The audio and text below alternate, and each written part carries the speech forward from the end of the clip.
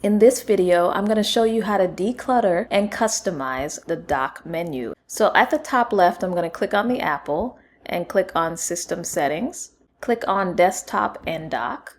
From here, you can change the size of the dock.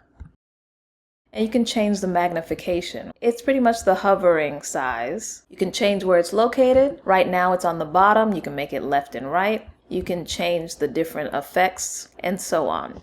To remove an app from the dock, hover over the icon you want removed, right click, and then don't click on options, but hover over it and click on remove from dock. To add an app, go to the Launchpad. Let's say I want to open up Microsoft Word, and then you would simply drag it to the left, and that way it'll stay even if it's closed. The other way to add an app is to simply drag it to the dock and place it exactly where you want it.